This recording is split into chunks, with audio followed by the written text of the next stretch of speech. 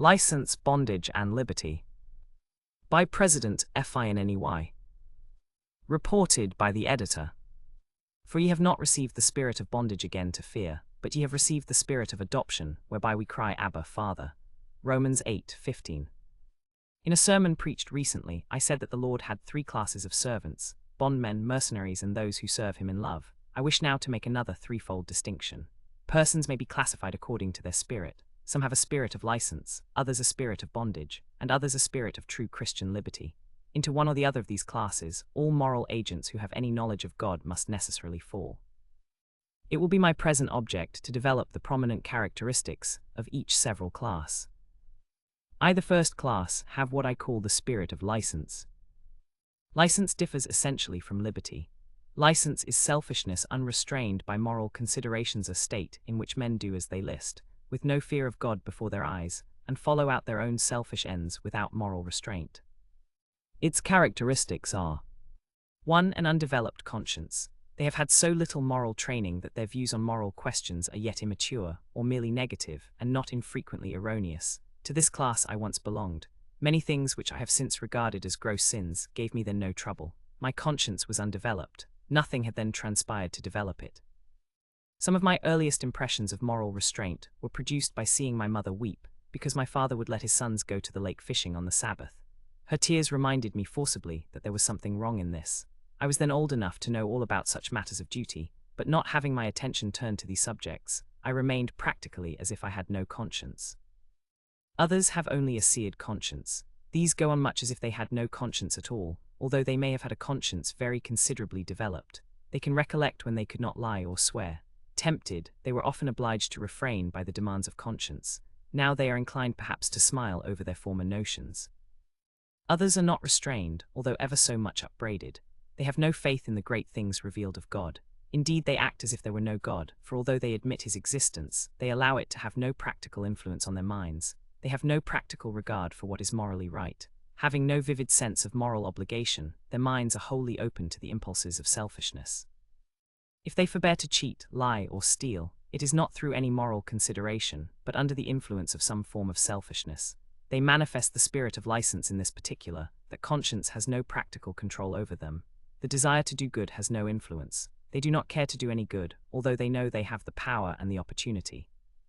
Here let me stop and ask how it is with you in this respect. What testimony do your heart and life bear when tried by such tests as these? Are you living as you know you ought not to live? Are you doing what your conscience condemns? Are you going on in your own way, despite of all God may require, under a spirit of moral recklessness? Let this matter be inquired into. You may not be reckless as to other considerations, but if you are so as to moral considerations, the fact ought to alarm you. If the motives which ought to control you fail of doing so, your heart must be fearfully wrong. If your condition is such that others in order to influence you must appeal to something besides conscience, and the sense of duty, you may know that you are far gone in moral recklessness and ruin. It is curious to see how this downward tendency acts on the moral nature. The perception of moral principles grows dim, moral relations seem to fade away gradually from the mind. The man will tell you he doubts whether such and such things are sinful at all. He does not quite see how there need be any wrong in them. If you try to point out to him their moral qualities and relations, you are amazed to find that his perceptions on such questions are so dull that you cannot make him see a sin. This is naturally the state of all those who have the spirit of license, for if persons have clear, sharp moral perceptions, they will fall into one of the two later classes. The men of license you will find have but few moral principles. Singularly, you will see that these principles have dropped out of their mind, until there is little of that sort left. They can now laugh over the commission of sins which once made them sweat with agony. All moral principles become lax in their minds. Things once deemed wrong they learn to excuse, look back on their former scruples as superstitious and foolish, and talk largely of their progress little thing, alas, that their way of progress is towards hell. Persons in youth having the spirit of license will manifest in it their pleasure-loving tendencies and in their passion for dress. Amusement is often their chief delight, and of course their spirit of license develops itself in this direction. What they say, were we not made that we might enjoy ourselves? Does not God like to see us happy? But if you search carefully into their state of mind, you will see that they are lovers of pleasure more than lovers of God, that they care little as to what will please God, but much for what will please themselves. They know how to excuse anything which it pleases them to do. Developments of the same reckless spirit vary according to age and tastes. As the young are pleasure-loving, the middle-aged are covetous and money-loving. or perhaps they aspire after distinction in their professions. Whither the heart goes in that direction, you will find the spirit of license in sin developing itself. Under such a state of moral feeling, men will be sure to leave a broad margin for deviations from moral right. They can justify a great many dishonest ways of getting gain, or of promoting their favorite schemes of ambition. It is striking and sad to see how their worldly mindedness can deface, and even efface all their notions of right and of wrong, how they will plead for sin, defend various forms of sin and indulgence, roll their sin as a sweet morsel under the tongue, unscrupulously violate the Sabbath, allow themselves almost any amount of latitude in this direction, especially if among strangers, take a little strong drink and say what's the harm if nobody knows it and it brings no disgrace. In business, what will they not do if they can escape detection? If there is danger of detection, they will call it a mistake and rectify it, a thing they never do for the sake of the moral principle. In political life, they manage any way to subserve their ends, their object being never the general good, but always their own personal interests. In whatever form of self-seeking, they care not for the eye of God, nor for the dictates of conscience. The law of progress with all men of this class is from bad to worse. If you notice where they started and trace along their secret history, you will see this distinctly and fearfully illustrated. You, young men who yield yourselves to sin, do you not see that your law of progress is from bad to worse? And you, young women, if you give yourselves up to license in sin. Some of you have been almost surfeited with religious instruction. You have heard prayers enough and have seen tears enough to melt any heart but yours. Where will you be when once removed forever from these restraints, and given up to the full sweep of that fearful law of downward progress? For those whose conscience has been rightly developed, I have great hope. How many have we seen here who, when they first came among us, had hardly conscience enough to make them appear decent in the house of God, but not having been hardened, they began to listen, and as they listened began to feel and think. Soon you meet them in the inquiry meeting, and then soon at the feet of Jesus. On the other hand, some go the other way. Already hardened fearfully, they wince under the truth, their hearts rebel against it, they fall into some low form of skepticism, cast off God and his truth, and with fearful strides rush downward to the depths of hell. Where young men are you, and ye of every age and of all conditions, professing or not professing piety, let me ask you to apply these tests to your own heart and life. Where are you? Have you the spirit of license? And more than all, let me ask, have you that most fearful of all symptoms of being far gone in the way of death, that, knowing your state to be as bad as it can be, yet you do not care? I must next speak with some detail of those who have the spirit of bondage. Very commonly, yet improperly, those who have this spirit are called conscientious Christians.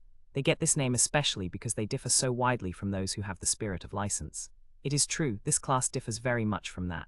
Their conscience is not seared but tender, is not undeveloped or inactive but wakeful and efficient in certain directions. Yet they are not properly conscientious because they do not go deep enough. Their conscience reaches only to the exterior of life, not to the interior. It restrains them from external conduct which they deem wrong, but does not control the heart. It is a conscience, without either faith or love. Hence their life is not spontaneously after the will of God. They are in bondage in the sense that they are not at liberty to do what they would like. Since their heart does not sympathize with God, all his ways are irksome and all their own ways pleasant, so that of course all their religious duties must come hard. Now if their hearts were truly given to God, they would be filled with the Spirit, and nothing could so please them as the things that please God. In such a state they can serve God without bondage. 'Tis love that makes our cheerful feet in swift obedience move. And this obedience is the highest freedom and the purest blessedness. When the heart is right, it asks nothing wrong, and men have only to go according to their heart, or more strictly, they have only to follow the Lord, and to this the heart makes no resistance but yields with the utmost delight. But those whose hearts are yet in sin, yet who do a bond service for God as they suppose, but really for self, they would fain lessen their religious services if they might. They would stay away from religious meetings if it would do. They lust for the fleshpots of Egypt, and would return thither if they dared. They are in bondage to their consciences. For the sake of peace with conscience, they conform to its dictates in part, in the way of compromise, pleading to be let off as much as possible, and making the best turns they can, as men are wont to do with a hard master. Again, this class are in bondage to God, serving him, so far as they render him any service in the spirit of slaves, not of sons. They think they must be religious, or do worse, and they are afraid of the worse alternative. They would do many things which God forbids, but they dare not. Hence they submit, yet the heart yields only the form of service. They are in bondage to the church. They are afraid of censure. To have Christians watch over them is about equivalent to having spies environing their path. So far from rejoicing to have the kind and watchful eye of brethren and sisters on them, they feel this to be an unwelcome restraint. Now, beloved, how does this test apply to your heart? This class abound in resolutions. These constitute their principal Christian exercises: to make resolutions and to break them, to endeavor yet to fail to perform, to resolve and resolve yet go on as ever. This is their religious history. The reason is, they never break up the deep foundations of selfishness and let their souls settle down into the great depths of benevolence. They are often greatly pressed with conviction. A deep sense of sin troubles them, conscience upbraids. They say or omit to say many things for which they condemn themselves, and hence they feel exceedingly uneasy. If they are students, they scarcely get a lesson. In fact, they are simply convicted sinners, not converted saints. Again, their knowledge of their own case controls the judgment they form of others, and hence they judge others harshly. They cannot conceive how a Christian can smile without sin. They do not understand that buoyancy of spirit which is so congenial to the peaceful Christian. Always dissatisfied with themselves, how can they be satisfied with others? Always conscious of doing wrong, how can they naturally judge otherwise of their friends? Their own minds screwed up under feeling of bondage and a sense of constraint, they give no credit for honest piety to those who walk peacefully and calmly in the light of the Saviour's presence. Spontaneously forming harsh judgments, first of themselves, and next of others, they have no idea what a change would come over these judgments of others if once they were to come themselves into gospel liberty. Set these bondservants to the work of Christian discipline, they almost never reclaim or reform the offender. It is quite beyond their power to love him down, for the love is not in them. Or let another commence discipline in the church, and you will find them almost surely throwing themselves in the way. Their sympathies will be on the side of the wrongdoer. They will treat everything as persecution, which is intended to reform and subdue. Commonly they are strict and punctual in their religious duties, yet not willingly and joyfully, but of constraint. Take the constraint away, and no such duties would be done. In these religious duties they get no real comfort. The true child of God gets real comfort without seeking it. This class seek it much and long, but in vain. They value it highly, want somebody to give them comfort, applaud the ministers who speak comfortably to them, but not complying with the conditions of comfort, they must fail to find it. They have but little hope, and that unsettled, hard to keep, of little practical worth. Anxious, unhappy, and annoyance to others, they are prone to be sour, morose, and censorious. It is natural they should misunderstand those who pass into real peace by submission to God. When they see such persons enter a state of gospel light and liberty, they are alarmed and say, "How can he be so cheerful? What can make him so light-hearted? There must be something wrong." Now persons under the spirit of bondage have not gone far enough even to see where the peaceful Christian stands. They are also characterized by a religious zeal and a sanctimoniousness which must needs put on something, and which to a discerning eye will have the air of something put on, and not spontaneous. It is not a natural solemnity, but a constrained formality. Their prayers amount to this, that they may be converted. They do not so understand it, for they think they have been converted, perhaps long ago, yet their convictions lead them to pray for just what would, if granted, be conversion. The amount of their prayer is that God would give them repentance, a new heart, gospel faith, in short would make them Christians. They struggle earnestly in their way, but going perpetually about to establish their own righteousness, they come not into gospel rest. With them, religion seems a hard business, as it always must seem to be, while the heart is wrong. What they say, how can a man love God with all his heart? How can one love his neighbor as himself? The best they can do is to struggle on and find no peace. One perpetual round of task duty-doing makes up their religion. In it all there is no real service done for God, from a heart devoted lovingly to his character and service. Such have only the spirit of bondage again to fear. I am next to consider the case of those who have the spirit of liberty. Some understand Christian liberty to be the privilege of doing as they please, right or wrong, but they greatly mistake, for this is only license. Liberty, psychologically considered, is the power to do the contrary, the free ability to choose and to act otherwise than the actual choice. But considered in reference to the Christian life, it may be better defined as the spirit of doing right spontaneously.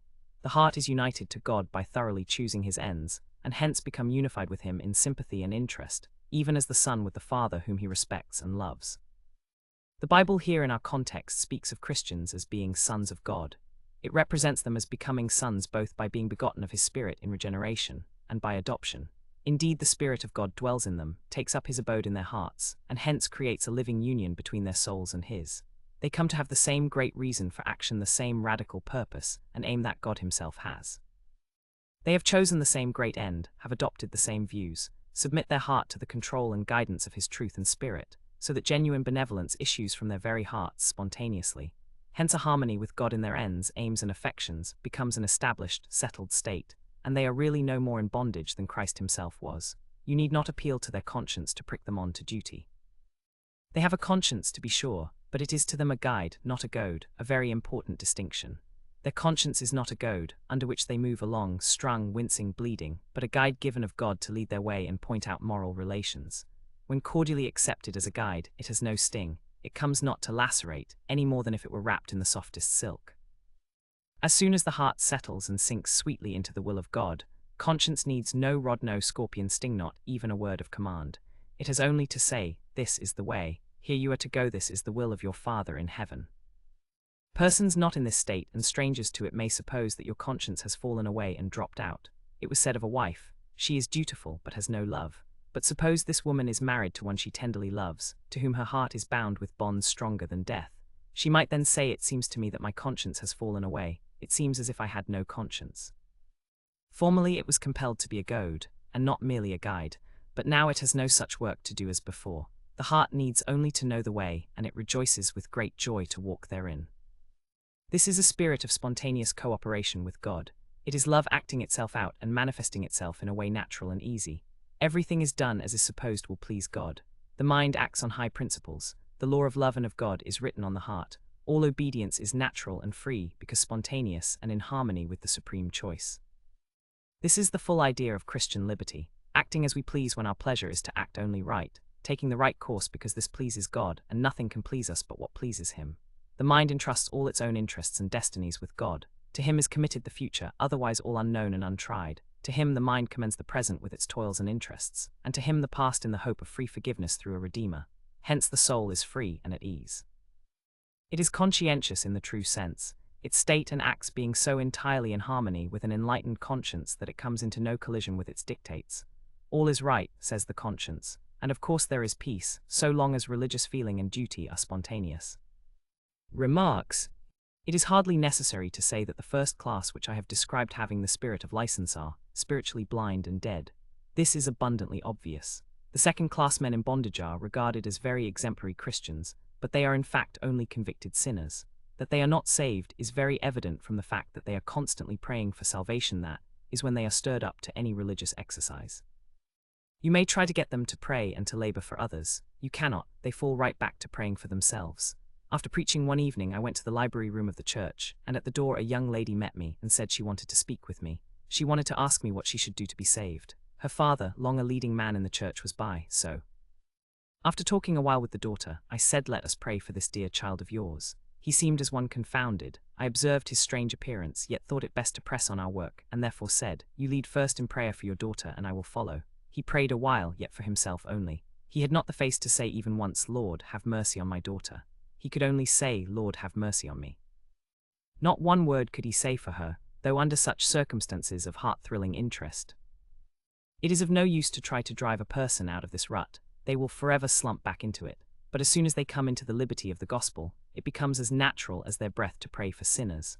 A forcible illustration of this occurred in a meeting for inquiry in which I had no assistance. I spoke to them a while to try to lead them to Christ, and then proposed to pray. Before I commenced, I said to them, after I close, "If any of you want to pray, just open your mouth and your heart freely." After I stopped, one of them began, prayed a minute for himself, seemed really to come in humble faith to Christ, and then immediately began to pray for the one next to him. When he stopped, this next one began in the same way, first for himself, then coming to Christ, he launched out in most earnest prayer for his next neighbor. So the thing went on for a long time, each praying first for himself, until his heart committed itself to Jesus, and then pouring out its prayer for sinners. It was a most affecting season, and especially instructive, as showing how naturally the heart that has laid itself over upon the arms of the Saviour prays for those yet in their sins. Those who are really in bondage often remain so through pride. They are not humble enough to disclose their real state. When a full pouring out of their souls in confession would do them good and would honor the gospel, they refrain, too proud to take their place before God and man as humble penitents. Especially is the danger extreme when those who have held a prominent position in the church get into bondage. Often such persons never get out. I could tell you of many cases that would surprise you. They are prone to say, "If I confess, I shall stumble others. Who will believe I am converted, or will have any confidence in me if I confess the real truth of myself?" Hence Satan shuts them in all roundabout, and few persons of any class are in so great a danger of losing their souls. Persons in bondage often seem to themselves to have a much deeper sense of sin than those who are in gospel liberty. They think so, but they are entirely mistaken. Those who are free in the gospel have altogether the keenest sense of sin. Yet the bones broken under the law are set and healed, and God has caused rejoicing where only pains were before. But if persons from this state were to fall into sin, you would see their conscience wake to a searching and a fearful retribution. Young men who have not associated with Christians who were in gospel liberty and acting under the impulses of love will almost always have false conceptions of religion.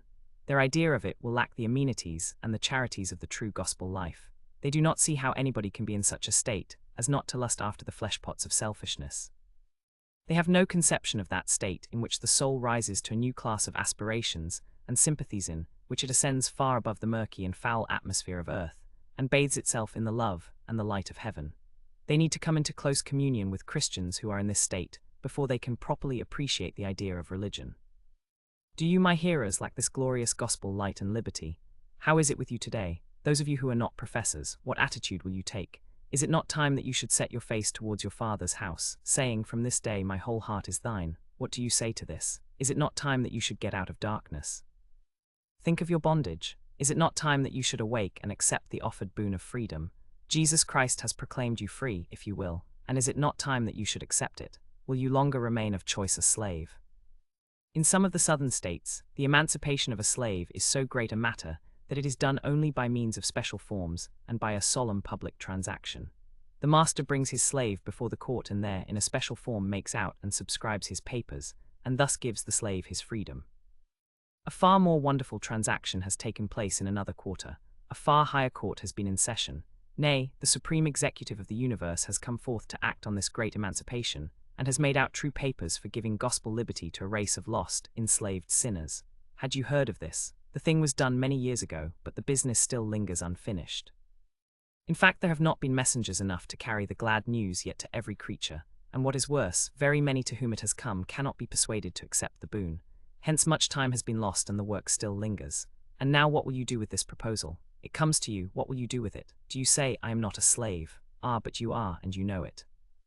Do you say, "If I were only sure that I could get such a religion, one of true gospel liberty, I would have it"? Let me tell you, there is no other true religion, none. All other is counterfeit. You can have this if you will. Suppose a young man here should say, "If you can tell me what to do, I will do it. Anything I can do, I am ready to do." This would be hopeful and right, and nothing less than this can be right. How many of you will pledge yourselves to do your duty if you should be told what it is? If you are willing to do what God requires you to do to be saved, even to the cutting off a right hand, then you can be readily directed to Christ, and you may surely come and find life and peace. But many sinners come and ask what they shall do, and then, having heard, they refuse to do it. They come to the door and knock, but when bidden to come in, they say, "Oh no, I had no thought of coming in," and turn coolly, or it may be scornfully, away.